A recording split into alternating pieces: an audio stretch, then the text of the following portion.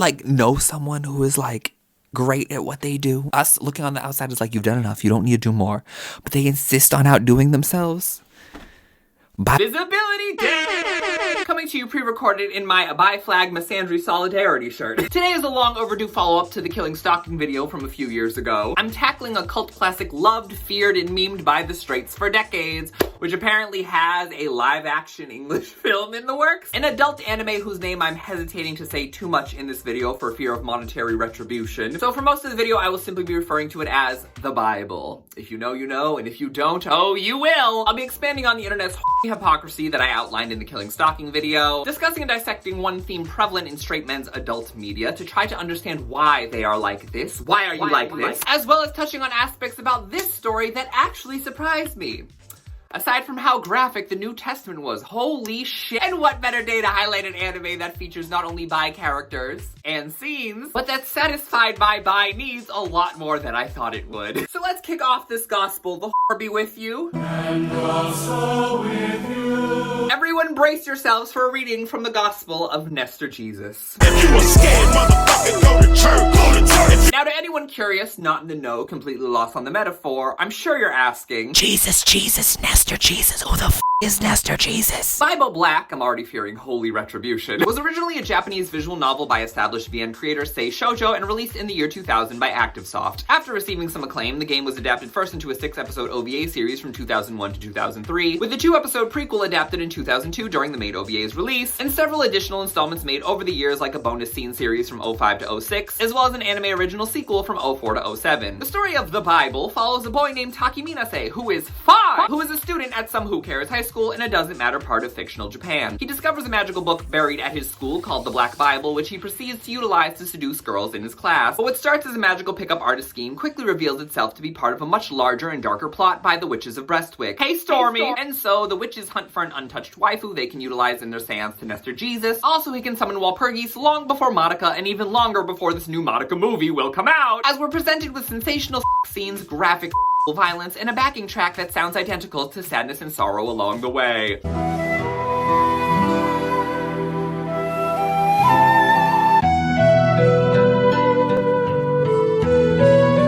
The prequel, subtitled Gaiden, or as I like to call it, Sapphic Wars, opens with the longest lesbian scene I've ever chosen to witness, and tells the backstory of the main antagonist of the main series, as well as one of Taki's other teachers, whose friend found the Bible on sale and started this whole disaster of a franchise. The New Testament is the anime-only sequel to the Old Testament, and a battle shonen follow-up featuring most of the original cast, along with a cop named Naoto, who is not only a disappointment as the main boy to replace Taki, but also as a disappointment in the hotness department for being a character with the name Naoto. Naoto tries and fails to prevent the Bible's third impact. Girl, it's Evangelion. Brought on by the same bad witches from the original series, along with a new bad witch named Jodie Crawley, who all strive to shove the spear of longiness in that I'm literally not joking. Only version is a collection of scenes from the original game not adapted into the Old Testament, with an overall theme of shame, a cameo by Ami Mizuno, and an effort to collect enough man to reverse several modern countries' declining birth rates. Lastly, there's a bonus special episode with Himari from the box set that in the grand scheme of things is not more graphic than any other installment, and yet its existence is just so much. Why? Why? I just want to know why. I really and truly recommend you watch the entire franchise before proceeding because of spoilers, but also like content warning for everything imaginable. I will say the Old Testament and only version aren't that bad. Gaiden did feel a bit more in the bit much department. However, I would argue it's a necessary watch that should be included with the Old Testament for character context. But the New Testament is just gloves off.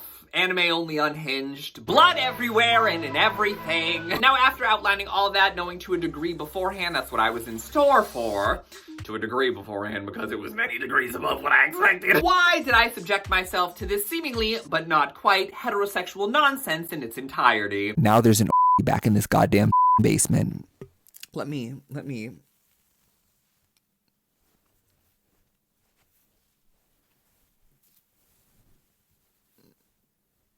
Because this is how I'm feeling. This is how I'm feeling right now. This is the vibe. letting my f***ing hair down. When I did my Killing Stalking video a few years ago, knowing how people negatively react to that story, I at the time wanted to have a counterexample of an adult story widely consumed by straight men that, while being just as graphic as Killing Stalking, didn't have the same level of backlash Killing Stalking gets. To prove the point of how adult media for anyone who isn't a cishet man gets more scrutiny both from outside as well as within the demographics who predominantly consume it. And then I watched a few episodes of the Bible for that video, and wow, I underestimated how much more graphic it was. Looks like she's pregnant, and I was like, oh, is this teacher pregnant? Was I not paying attention? No, it's because she's filled with water to the brim. I had actually planned to make this video last December, and it was going to be an ASMR vlog, not unlike what I started to do in the Killing Stalking videos, but in a wig! Clips from them have been and will continue to pop up in this video. So I filmed those vlogs at the time. They're available on Patreon for channel members, link in the description. But during my deep dive into the Bible, and similarly to my awakening in the Killing Stalking video, all I'm saying is heinous shit attracts people with taste. Just kidding! Just kidding! I became someone else. Something else. No, but in all seriousness, it was a lot more insightful than I thought it would be, and my intentions for the video completely flipped, hence why we're here instead. But as for my intentions for doing this at all in any capacity, did it prove what I already thought? Well, more than I already knew. Girl, Killing Stalking is PG compared to this. There's rated G. Put that shit, it's a DreamWorks picture. Yeah. Basically confirmed everything I assumed it would. They are who we thought they were. You heard me say it the last time, when it comes to straight men's interests in graphic storytelling, some of the most graphic series are treated like a joke. They become edgy memes to reference for likes. Even from these series' harshest critics, the reaction is more of an eye roll and ignore, rarely only spoken about in reaction. Meanwhile, for interests directed at and predominantly consumed by the girls, gays, and theys, which most of the time are infinitely less graphic even at their most graphic, they're treated like a human rights violation. Often because some of these same people, despite what identities they claim to be, view queer people themselves as human rights violations, and want our real and fictional existences diminished and or erased in all forms. No matter what happens to Uke and BL, it is never anywhere near close to as violent as what happens to women in straight. You can be a delusional Yoonbum Kinney all you want, like he's not an invasive trespassing stalker. He had it coming. There is more clear-cut non-con violence in bleeding ass in the Bible and straight adult anime at large than in all of BL, and especially Killing Stalking. But for all the trauma and disheveled wig moments that the Bible caused me,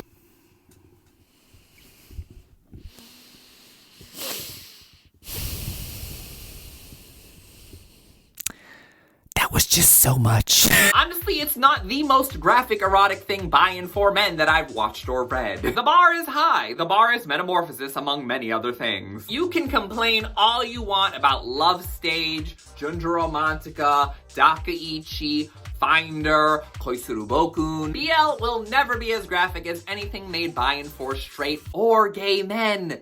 Men. Now listen here, kiddo. As a bi boy, I love it all when it comes to explicit adult storytelling. I love man-on-man written by women. I love man-on-man written by gay men. I love man-on-woman written by men, and I really love woman-on-man written by women. My recommendation. Hopefully I covered up the Ona hole. So whether it's BL, TL, gay call me, or straight hentai, I love that shit in all the soft and heinous forms it can take. And just because I don't like some of it, trust and believe some of it is not for me, that doesn't mean it shouldn't exist or its existing is somehow wrong, just because it makes me throw a temper tantrum. Blue lock.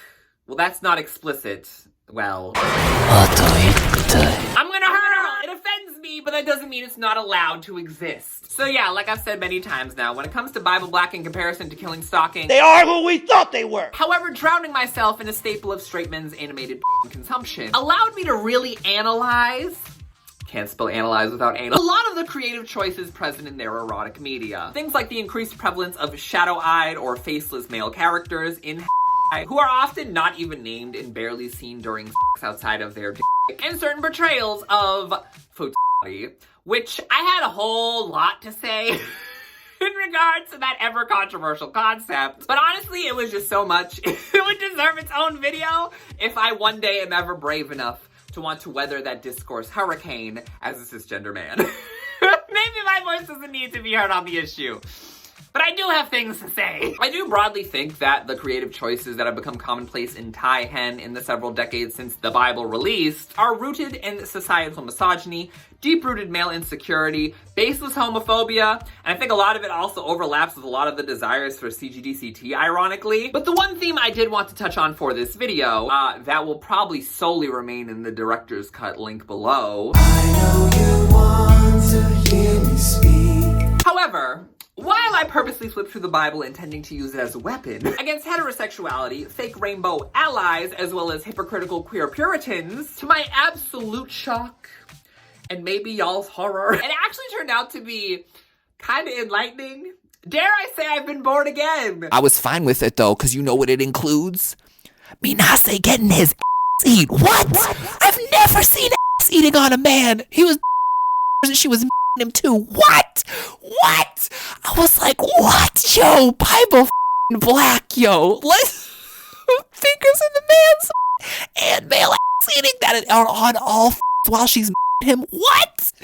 Why in 2002, 2003? What? I was blown away. Crazy. You don't see that shit. What? That's right, the Bible did some even Fukami couldn't do. If you want to crown them, then crown their ass. And that was just the beginning, even though it was also the end. Bible Black was honestly life-changing. I'm straight now. Just kidding, never that, not on this bi day of visibility. What a betrayal that would be. In complete honesty, Bible Black surprised me not only in the ways that it could me up, but in the story it was not trying to tell, but actually telling. What if I told you that Bible Black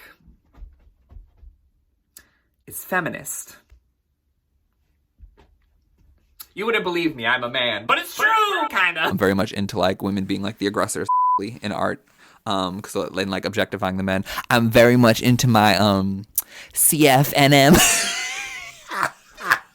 If you know, you know. I don't just think, but I know for a fact that people tend to diminish the story being told in any given media, the more prevalent that is featured in said story. Couple that with gendered and homophobic biases that people may have about media for those of an identity they don't identify with or don't like, and there's an inherent dismissal on all fronts about all forms of media. Straight men dismiss romance novels and TL manga as purely for lonely, undesirable women. Women dismiss straight porn and as brainless material for smelly, neck-bearded virgin men. Any of the alphabet people can go either way in either direction, or both at the same time, even if they don't in their personal lives.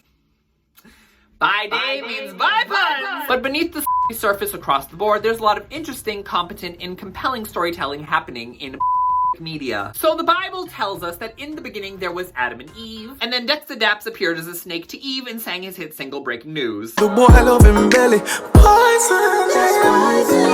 Iconic. That is also my man. Hashtag justice for Eve. But in the Bible anime, in the midst of my beloved Takashiro sensei being waterlogged in the Old Testament, chapter 3, verse 4 minutes and 30 seconds-ish, Takashiro Sensei tells the overarching antagonist of the Old Testament, Kitami Reika Sensei, that she's crazy for all the up she's done.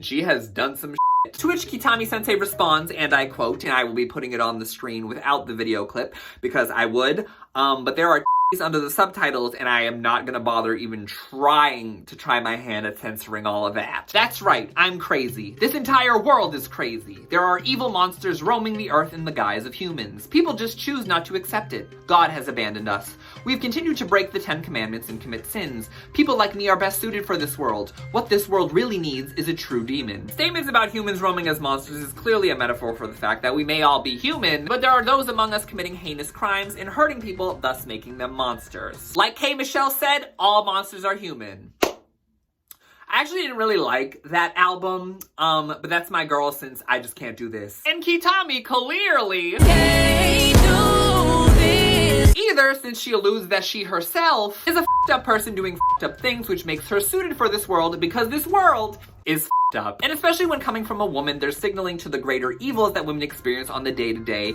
in society.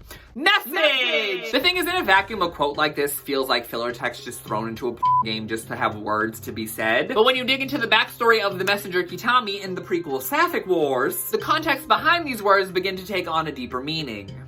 Maybe even deeper than Taki when he was given Takashiro the plunge. So let's spark notes the Bible, shall we? Kitami Reika Sensei is the overarching antagonist of the Bible's Old Testament. She is the school nurse that has sex with various female students in a quest to find a virgin for her Nestor Jesus seance for reasons I'll eventually explain. Along the way, she determines Taki's friend Imari, who has a crush on him, is the virgin she is searching for, and ultimately reveals that the reason for procuring a virgin for the seance is so she can swap not spit, but souls with said virgin. That way, Kitami can live on as Imari, while Imari in Kitami's body would be the payment collected by the devil in her place. Now, why was the devil coming for Kitami's ass? Well, 12 years earlier in Sapphic Wars, Kitami was a sparkly-eyed new student at the same high school she currently works at, and became the object of obsession by the sourpuss Sapphic Stuco president. After repeatedly rejecting the president's advances, Kitami became a victim of per the president's machinations, ultimately being used as a sacrifice for a similar seance where she is fatally stabbed before the Stuco president kills all those present, and then making a pact with the devil to save her life in return for her eventual soul after killing the Stuco president herself. Revenge, weeknights on ABC. A lot to process, I know. It's the Bible. The text is dense. So in regards to Kitami being the one to deliver this semi-speech, it has to be kept in mind that Kitami is a character who is the quintessential example of hurt people hurt people. She is a victim of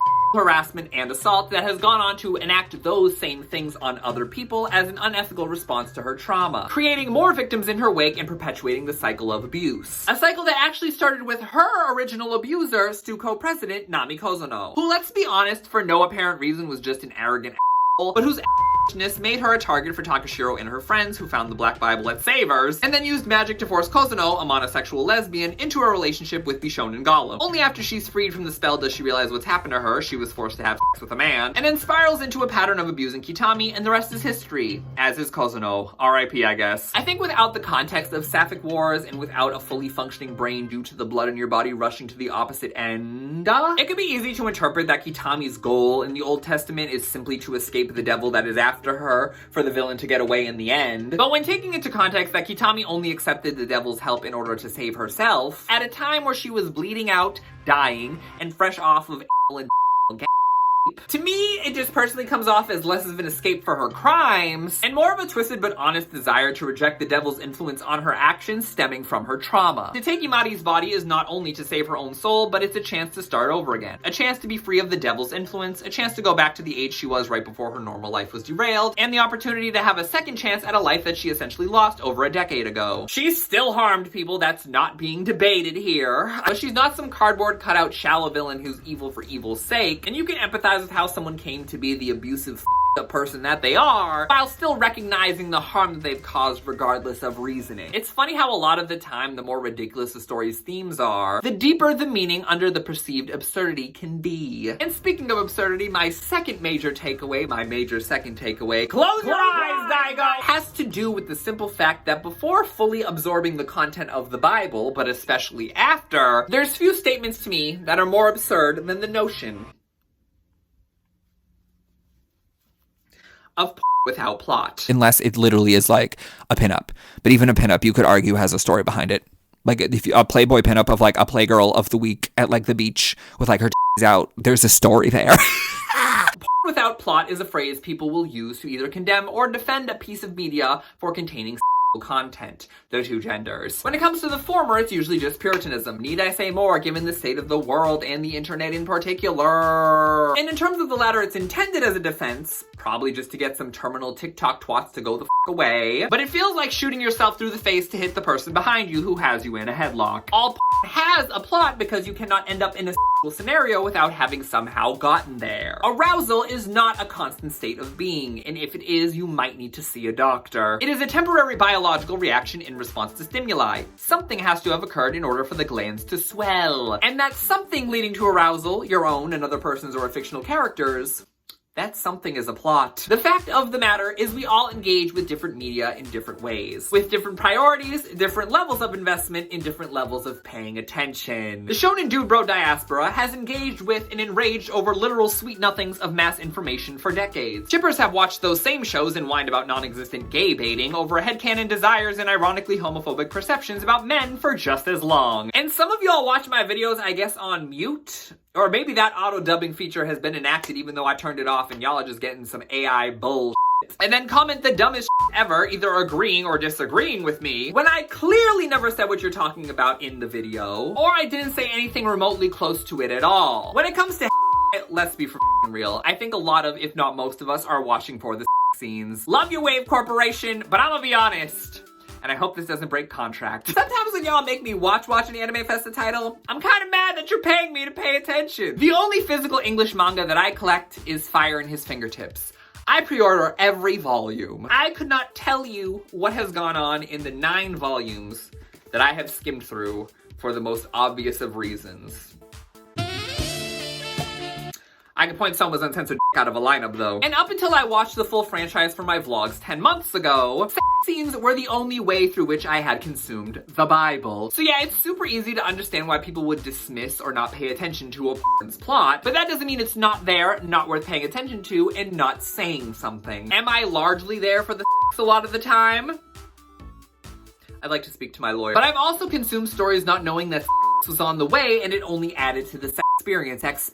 Sure, the balance of what is and what is plot in a story can teeter in either direction. Although I do think due to our personal biases for being so strongly positive or negative that a perfect balance cannot be achieved, chemically speaking. But that does not dismiss the plot from existing, being enjoyed, and or being appreciated in the same way the sex is. And in an ideal world where we purge the Puritans, or at least I converted them to the light, just think of the storytelling possibilities that we could achieve. I mean, I know what we could achieve. It's called the New Testament. So it's like maybe Bible Black is actually for everybody.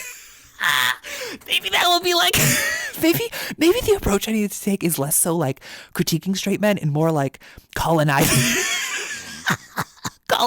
their porn. Admittedly, when this video as a concept was first conceived, use protection. I was at a point where I'd done so many videos talking about bullshit fandom discourse, and in particular, I had been so often critiquing the coming from inside the house, so to speak. And while I do think addressing these things is something I'll continue to do because I feel a need to present visible counterpoints to what I perceive as a growing infiltration by people who aren't who they say they are, or are being detrimental to their own communities in favor of social media clout, I basically had the realization that I would also like to have more criticisms of straight men in particular, since they're the ones who have grouped us into our marginalized identities in the first place. However, after watching Bible Black, that shit kind of backfired. I say this all the time, but honestly and truly, straight men are having all the fun in media. It's not fair. I can't throw away everything I say as counterpoints to puritanical homophobia and misogyny and suddenly condemn straight men's media. That would make me a raging hypocrite. But I still want to antagonize straight men, and so the conclusion that I've come to, I mean, besides if you can't beat them, join them. Just kidding! The conclusion I've come to is if Shonen Jump fandom has taught me anything over the decades, is that the only thing that makes the heads madder than antagonizing them is consuming their media with a rainbow and or male objectifying lens. Sure, I could say they're all a bunch of bald loser weebs with no taste, but damn, so am I. In conclusion, and as you can clearly tell if you watch the video with sound on, the point of this video was not to criticize Bible Black. I loved Bible Black. The Old Testament in particular is my shit. The Bible and whatever other up fiction can do whatever the it wants. There's real shit going on in real life. Tariffs, Visa and MasterCard, the Tangerine Turds try daily temper tantrums. Half the world is at war. There's a genocide going on in case you didn't already know. And last month, while some of y'all were yapping about green flags and minor coded, sexualized, romanticized, fetishized, normalized, and never apologized available in my Redbubble store, the Supreme Court was asked to overturn gay marriage on behalf of the lesser Kim Davis, the Caucasian American Kim Davis. Not to be confused with the incredibly talented singer of Hush and my all-time fave sometimes, South African Canadian Kim Davis.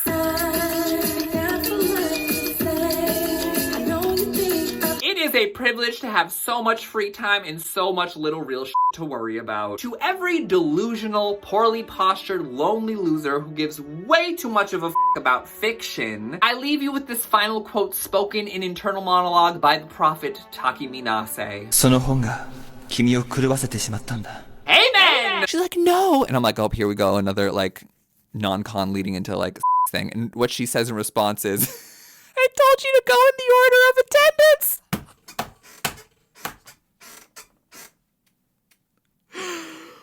Woo! Have you witness the Bible in all its dense gospels? And what other problematic straight anime would you like to see me throw in the rainbow blender? Hashtag buy eye for the straight Top of my list is Metamorphosis, Redo of Healer, and Pupa, but if y'all got suggestions, you can leave them in the comments. More importantly, what other straight anime has the man getting his ass eaten? I would like to know, as an anthropologist. The fully uncut and uncensored version of this video will be linked below, or if you click join, where you can also watch all of my uncut, uncensored ASMR vlogs of the Bible, if you want to really watch me disintegrate as I go. But anyway, ooh, plucked a hair. I'm balding. Next video will be in October, and it should include a little bonus for all of you, especially if you're into erotic manga of all kinds. Benefits of being bi! So we're done. I'm done with Bible Black. I'm here in my, this is my attempt at an Imadi, ponytail, pigtail, side tail. Don't look at my roots. So I'm back for the New Testament, new hairdo. I'm giving Ava Max. And so it got to a point where it seemed like she was gonna, I guess, birth the Black Bible, reborn, rebirth, remastered in 4K. I just watched the first episode of Bible Black Only. Bible Black Only fans. TBD, that's what they should call the reboot. Anyway. Yeah, he's hot. And he apparently has a thing for blondes because he's like had with 2 different blondes in this episode. So it's like, I want to be one of them. I mean, listen, it's the gayest that's happened so far, but like, not what I expected. Not what I wanted either. To be honest. Psyche sticks her finger in, first of all, with a long nail. Stress. But like, she sticks a finger in and like his rise. I was like, oh, we're paying attention to detail now.